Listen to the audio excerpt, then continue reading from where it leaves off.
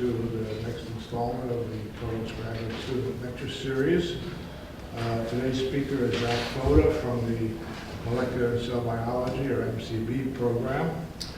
Zach is actually an MD PhD student. He came here in 2009 with an undergraduate degree from Dartmouth. And after his first 2 years of medical school, he joined the MCB program. He's about to finish it up. I think he said his defense is scheduled for May, so that he can get back to the last 2 years of medical school on a timely schedule. So that means we can expect quite a mature and polished talk today as he practices his dissertation defense one more time. He works in the lab with Dr. Marcus Selinger, and this is not the first student from Marcus's lab who's been selected for this honor of giving this lecture. So I'm going to turn the podium over to Marcus, who will tell us a little bit more about Zach's accomplishments. So thank you for giving Zach the opportunity to present his work here today. As you mentioned, he's in his 4th year of his PhD in MCB, Molecular and Cell Biology. Zach joined the lab to work on the regulation of cell switches. He's going to tell us how these switches turn from off to on and from on to off. And he's going to show us some very interesting videos of how this process actually works. So he's going to show us little movies of how these switches turn on and off. Last year has been a really good year for Zach. He has published 3 papers in Nature journals on structural work, on biochemical work, biophysical work, and a tiny review. And it's a great pleasure having worked with Zach for 4 years. So the work that Zach will be presenting today is presented in a way for a general audience. So hopefully it will be accessible to all of you, even if molecular and cell biology is not your home turf. But it's only a fraction of what Zach has been working on. So some of the published work from last year Zach will actually not be talking about, but more about the about the work on the regulation of these cell signaling switches. And with that, I give the stage to Zach.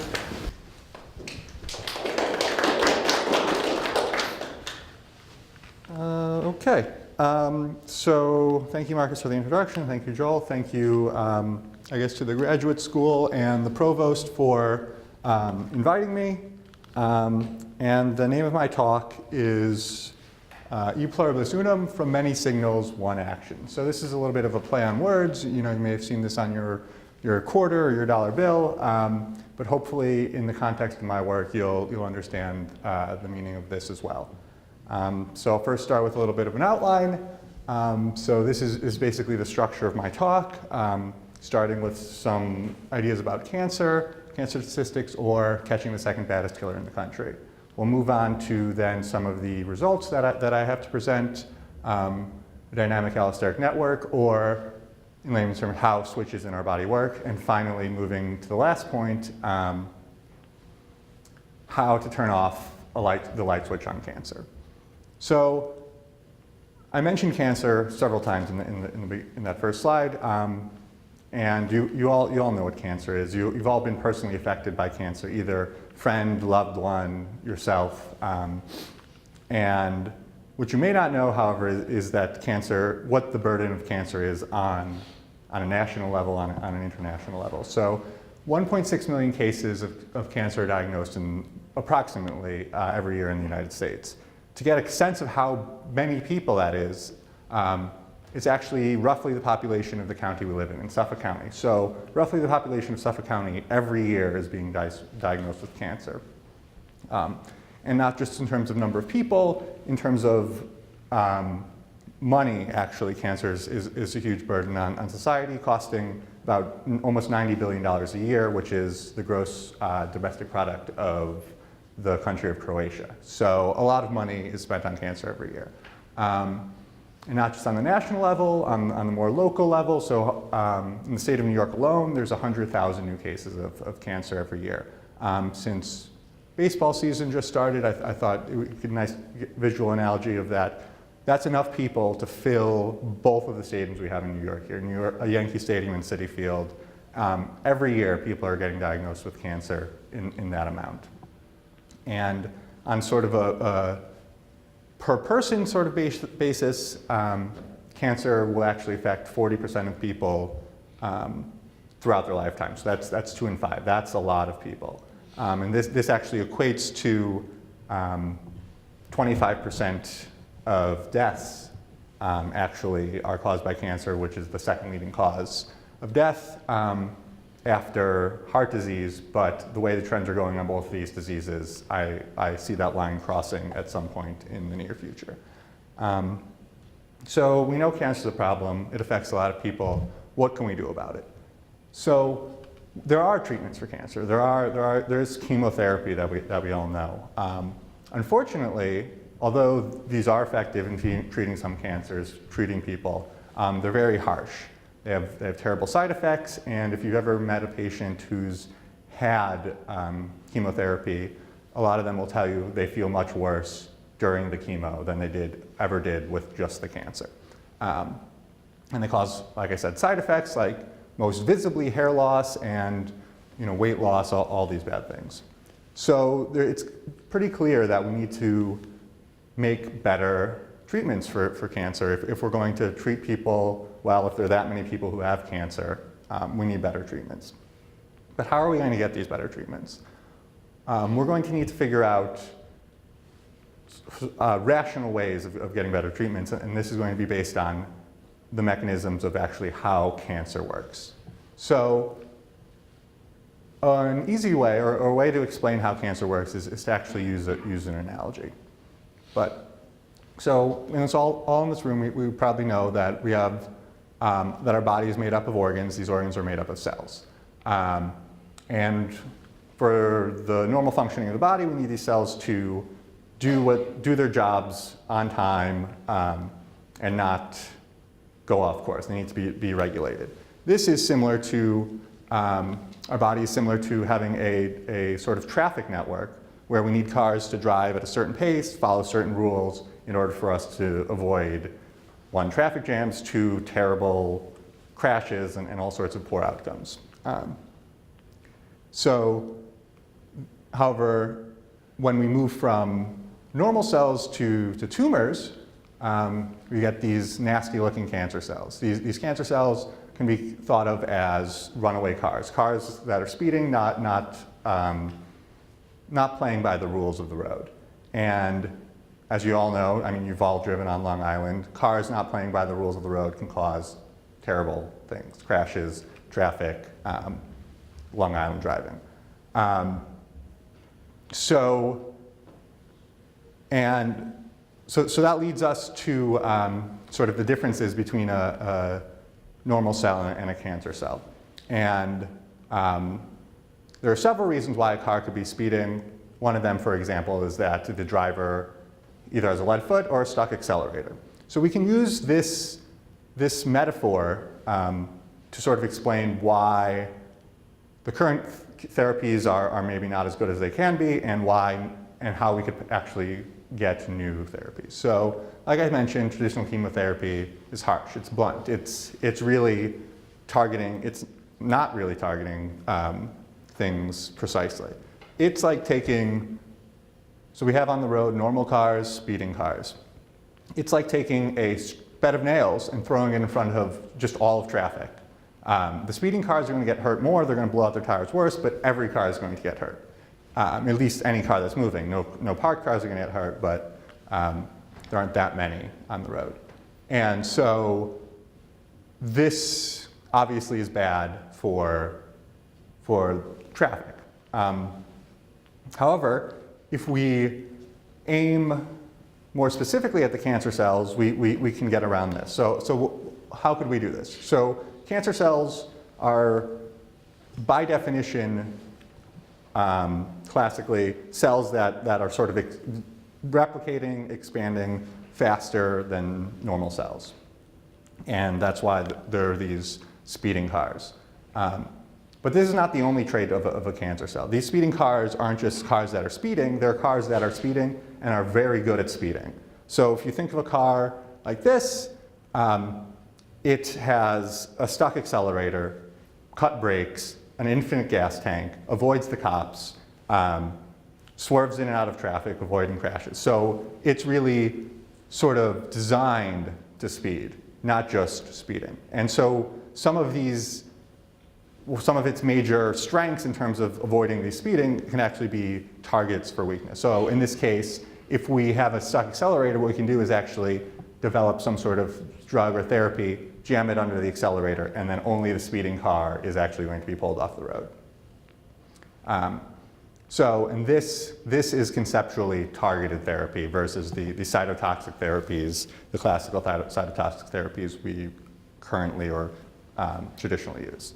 So is this just an idea, or is this something that actually has worked and can work?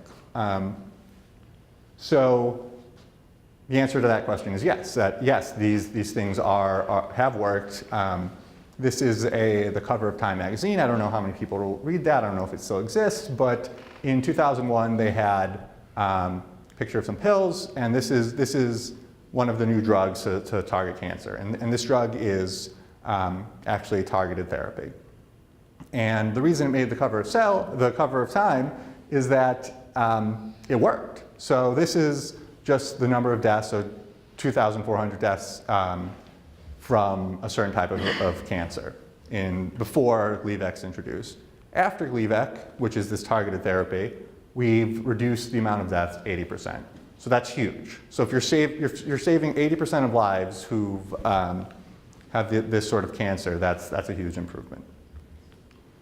Unfortunately, it's not all great. Sometimes this treatment fails, and often first-line treatment typically fails in these therapies. So it's very important that we come up with better targeted therapies, newer targeted therapies. So how can we do this? One way to do this is to first investigate how these drugs fail. So if we go back to our car analogy, we have, going from a stationary car to a speeding car, we have the accelerator. But the accelerator is not something that just turns on and off randomly in a normal car. It is actually based on a bunch of inputs. So whether the driver sees a pedestrian in front of it, it's going to get off. If the speed limit increases, it's going to speed up. If it wants to pass, it's going to speed up. Traffic is going to slow down. So a lot of things come into this, and the output of its speeding is going to come out.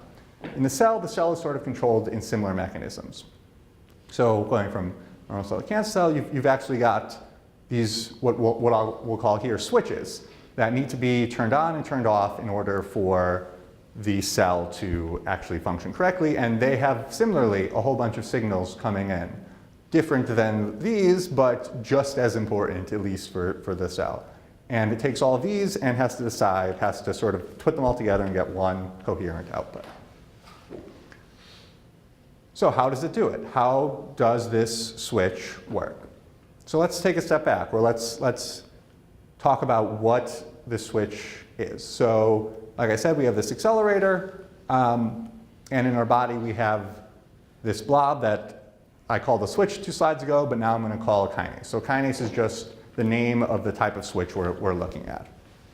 So what is a kinase? Well, first, a kinase is actually part of a large family of switches. There are a whole bunch. This is a phylogenetic tree, and there's about almost 540 of them, and they all sort of do similar yet distinct things, thus making the cell less like a car with a pedal and more maybe like a spaceship with 500 different levers. And this is only one family, so there's many different families of switches, and so there are so many levers, some need to be on, some need to be off in order for you to properly fly this thing. So I'm going to be talking about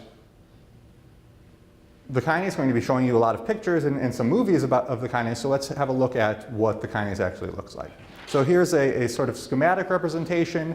So the kinase has 2 main regions, this green guy, the blue guy. This region is smaller, this is the bigger one, between them is where all the action happens. If we sort of extend this to a more atomic view, or at least a cartoon atomic view, we can see that this is the small lobe up here, the large lobe down here, and in the middle, all of the action happens. And like I mentioned before, that the switch needs to integrate all sorts of different sort of inputs and decide whether or not it goes on or it goes off. The question here, the question that my research tries to answer is how? How does this happen? So how does a switch like this take all of its inputs and make a coherent output? And secondary to this, can we take advantage of this? Because the reason we're talking about this, remember, is that these switches are important for cancer drugs. So if we learn, with all this information we learn, can we use this to make better drugs? So how do we do this? How do we answer these questions? So in a typical scientific manner, you sort of change something and see see what the effect is. And in this case, we're going to change something about our switch and then track how well it does its job. And secondarily, we can actually watch and see how it happens in a sort of normal system. So if we're going to look at how well the kinase does its job, I guess we need to know what the job of the kinase is. So the kinase actually takes a small group from, let's call it a donor. So the kinase is going to have two partners. It takes a small group, let's call this a phosphate group from the donor, and is going to attach it to an acceptor. And basically that is the job of the kinase. So it needs two partners, and it sort of takes one part of one and puts it on the other part. And spatially, it actually happens that these partners bind in two different spots on our kinase. So it's sort of important to figure out what's going on here, and that can sort of lead us to any sort of connection we have between these two spots. So if the kinase is a switch that has two spots, it's something that needs two partners in order to work. It can be thought of similarly to something we've maybe all seen before, and that is a seesaw. So you can sit on a seesaw alone, but that's pretty sad. But if you you need two people to sit on a seesaw and to have it sort of work in the way it's intended. So we can think of the kinase as the seesaw, and it needs its two partners, the donor and the acceptor, to sit on it, and then while there's going back and forth on it, hypothetically, the donor will then give the acceptor the phosphate, and we'll both leave. But since the seesaw is sort of moving, we have to figure out how getting one of these partners on will affect getting the other partner on. So how does this happen? Or what are the possible ways this can happen? One is that if you put the donor on it, the seesaw is going to flip and work like an actual seesaw, and the acceptor is going to be much more difficult for the acceptor to get on. Another option is that you've got a very not fun seesaw that has some sort of square support at the fulcrum here. And once the donor gets on, the acceptor can get on just as easily. And finally, you have a weird broken seesaw that once the donor gets on, it actually bends the whole thing, and it's easier for the acceptor to get on. So how are we going to figure out which is the case in the kinase, and how that affects the activity? So what can we do? We can actually measure, so we have tools where we can measure how hard it is for, let's say, the acceptor to get on here. We have a tool to measure that. So if we have three situations, we have to figure out what we would expect for each of these situations. So one of them is this first situation, or I guess I presented it second before, but it's the boringest situation, where donor gets on, seesaw doesn't see or saw, and so there's no change in the difficulty of getting the acceptor on, thereby being no link between donor and acceptor. The second situation is the seesaw works like a regular seesaw. Donor gets on, and it's harder for the acceptor to get on. And this would be represented in this sort of curve graph where amount of donor increases difficulty of acceptor. And finally, that third option I mentioned, where the donor gets on, it's actually easier for the other guy to get on. actually has a nice downward tilt to it. So it's nice that these all sort of correlate in terms of shape. So that's really nice. So we know what we could expect. We know if we see something, what it means. So let's actually do the experiment. So we did the experiment with our kinase and our donor, and this got cut off only here, but basically this is the same axes as before with difficulty of getting the acceptor, amount of donor. As you can see, it goes up. So for our kinase, it goes up, and this is actually this situation where put a donor on, the acceptor is hard to get on. So we can look at it one way, we can actually look at it in the reverse way. So what happens if we change the amount of acceptor? How are we tilting our seesaw? So now the axis here is different, so we've basically swapped them. We've now increased the acceptor and checking the difficulty of getting the donor. And what we find is that it works exactly the same, but in reverse, which makes sense. So the seesaw sort of works like this. Donor gets on harder for the acceptor, acceptor gets on harder for the donor. But we're scientists, so we want to see if we can change this relationship to explore it more. So this is just a recapitulation of that data I showed you, where we have a donor and the difficulty of getting acceptor. We have this nice vertical trending slope. However, what happens if we change the donor? What happens if we put a different guy on here and see how it affects the ability to get the acceptor? What we can do is actually, so this green donor now, this slightly different donor actually goes down. So we're actually seeing that we can switch this relationship by changing the donor, which is really cool. So we've changed the donors. What happens if we want to change the actual fulcrum, the kinase we have? So once again, this is our donor-acceptor relationship with a normal kinase. So let's say we change the acceptor, change the kinase, and actually we can change this relationship. We make it more difficult to get the acceptor as we add a little bit of donor. All right.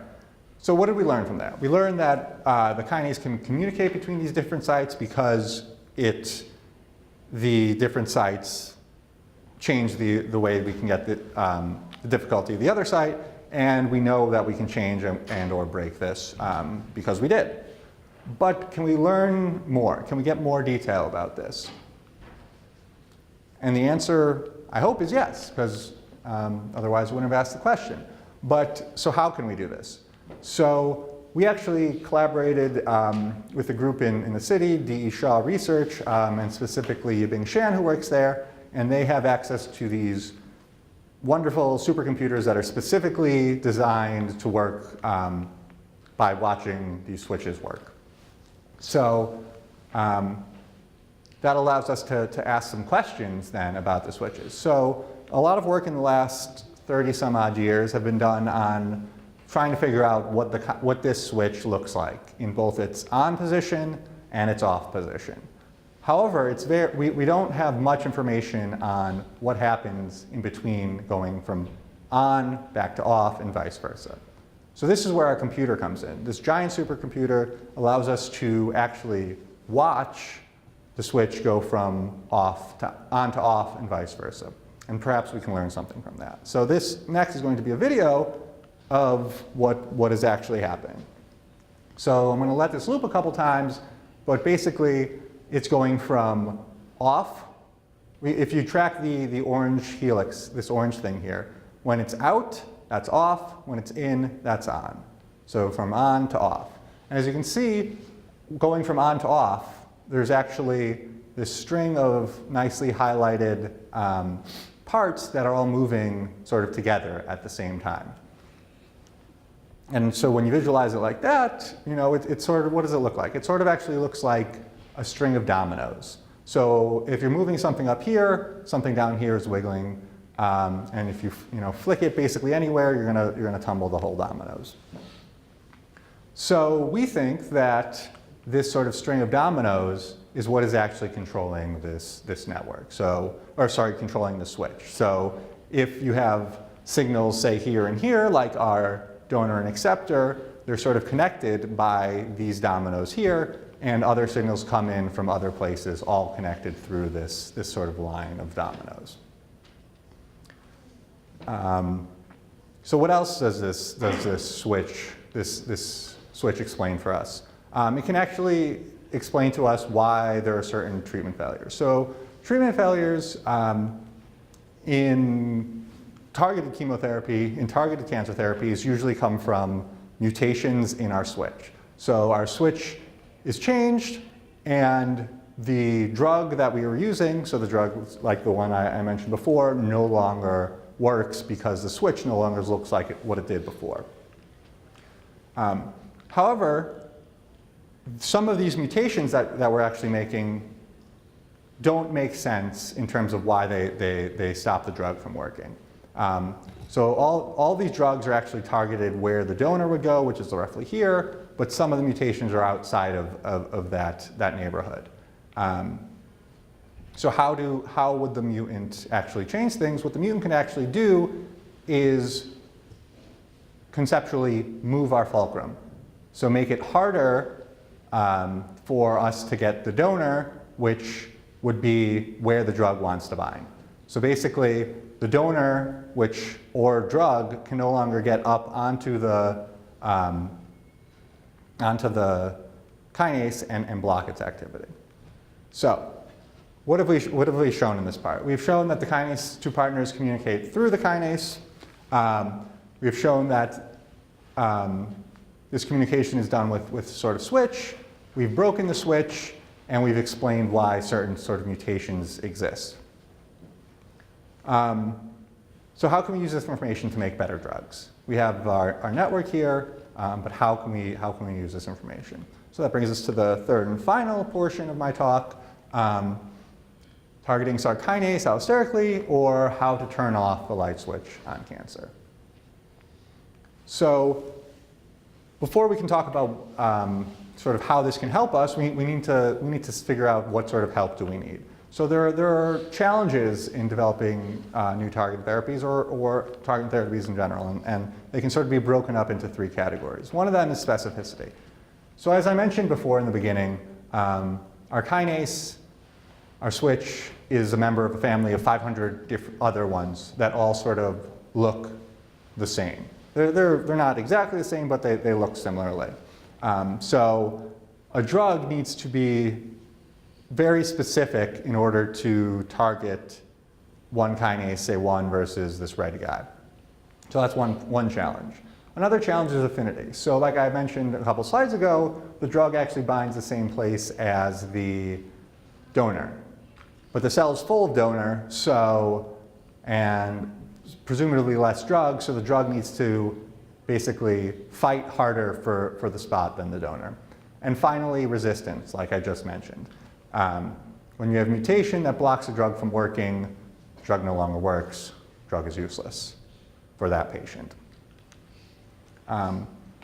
So before we can figure out how to overcome these, we need to sort of take a step back and ask a very simple yet profound question about the nature of how drugs work. So all the drugs work by, not all, but most drugs in the body work by actually interacting with a certain protein, which is our switches that these kinases are protein, and a lot of these other switches are actually proteins. So we need to figure out, or it'd be very useful to figure out how this binding actually happens. So there's been a lot of thought and there's been a lot of research on it, but I think there was a nice study about 4 years ago now, done by those same collaborators at D. Shaw, who took their same supercomputer and decided, well, we can answer this question by just looking at it, simulating it and just looking at it. So what did they find?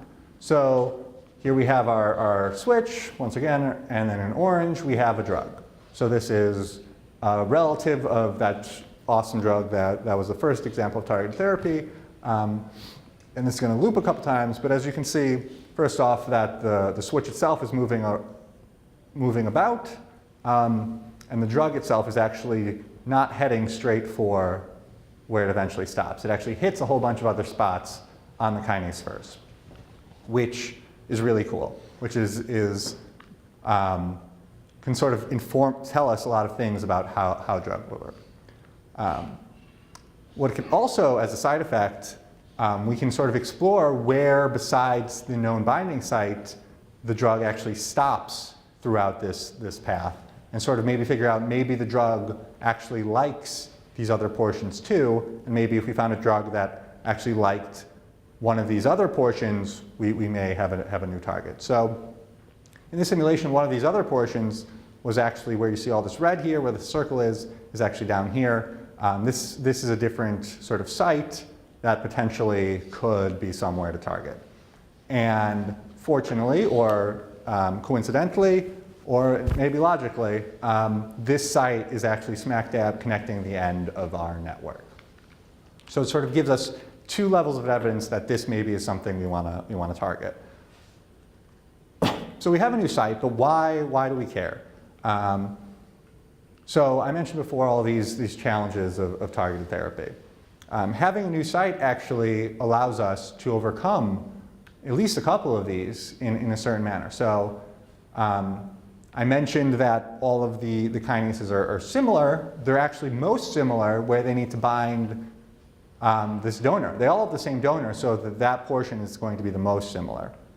But other parts are slightly less similar, and so perhaps this part of this kinase is going to be more different than this part of this kinase than the middle part. And of course, the second one is resistance. If some of these mutations are in the binding site or are resistant to the drug in this binding site, if we target a new site, it won't sort of cross-react. So we have a new site which can overcome some of our problems. How do we find new drugs for this? How do we find drugs for this new site? So one way to do it is to actually screen a whole library of drugs. You can do it in actuality, but we did it actually computationally first. So in collaboration with Rob Rizzo and Joe Allen in the AMS department, we took a library of 250,000 compounds and threw it at our switch computationally. So we simulated it. We then were able to break that number down into a smaller, more reasonable number where we can actually do some wet experiments on it, and did some further analysis, and hopefully at the end came out with something that's going to lead us to a new drug. So I just mentioned that we computationally tried 250,000 compounds. Let me be clear, this is not the same method that was used to make that wonderful simulation a few slides ago. This is a much simpler, much faster method, so we could go through 250,000 compounds in the amount of time that took to run, or roughly on that scale. So this is a simpler method that actually just works like taking pieces of a jigsaw puzzle and putting them together, adding them to our switch. So we have our switch, we have our binding site, we have our library. So what do? We throw the library at it and basically check to see how well each of these different potential drugs are fitting into our new site, and whether or not they fit at all, like this one, which hypothetically doesn't fit at all, so it's not going to hang out in there. So from that, we are sort of given a ranked ordered list of which ones don't fit, so we throw those out. Which ones fit best, we sort of focus on these, and at some point we make a dividing mark and basically pick compounds that are like this and throw out stuff that's like that. So now we have this list of compounds, these list of molecules that we want to test. So how do we want to test them? We want to figure out if they're going to be drugs. We want to figure out if they work like drugs. So how can we do that? We can once again watch how the kinase does its job in the presence or absence of these molecules. So this is going to be the amount of our potential drugs and the ability for the kinase to do its job. So if we have a first molecule that's not a drug, no matter how much we throw at it, it's not going to change the activity. The second option is that we add a certain amount and we're actually changing the activity. And this, for simplicity, is only showed at decreasing activity, but could potentially be increasing the activity, turning the switch more on. But yeah, so we know what we're looking for. So do we have any compounds that sort of fit this green description rather than the orange description? And fortunately we do. So this is one of the compounds we found, and actually we can see here some of the actual data that it's changing the activity. The activity is going down, and that's great. So we have something that's an inhibitor. This in itself doesn't necessarily tell us where it's binding, though, where it's inhibiting, whether or not we're actually hitting our new site.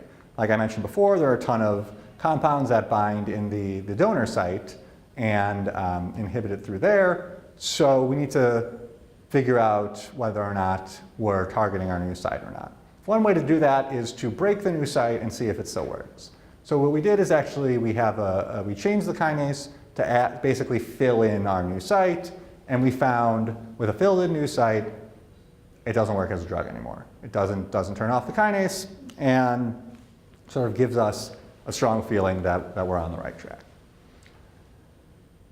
And so this is basically what I can cover today, and I'll just summarize where we got and where it came from. So we've shown that the kinase's two partners communicate through the kinase. We've shown the details of the switch that are here in red here, basically going from the top to the bottom, the small lobe to the big lobe. We've broken the switch, we've perturbed the switch, and got the expected results. This switch itself explains some treatment failures, and because it's attached to this sort of blue blob down here, it can help us find new drugs. And in our search for new drugs, we identified some compounds, and at least one of them we think is moving towards a drug. So this is that compound within our switch, and as you can sort of see, it causes the kinase to move up here. Insertion down here causes the kinase to move up here. So it's potentially explaining why that it works as a drug. And with that, I'll finish and do some acknowledgments. So thank you all for listening. Thanks to the Seeliger Lab, most of you are here. Thanks to George, who's not here, who was working on kinase before, Wei Bing, the tech who did a lot of protein expression, Ivan and Grace for listening to this talk before, and of course Dr. Seeliger, Marcus for having me in the lab. Our collaborators, Yubing Shan and David Shaw at DE Shaw, Rob Rizzo, Joe Allen, my thesis committee, Todd, Richard, Mark, Rob Rizzo. The two programs I'm part of, the MSTP, Karen Allen for all her support, Joanne as well, and the funding. This work was, I guess, funded by the NIH grant I have and through the training grant of the MSTP. And with that, I will take questions. Thank you.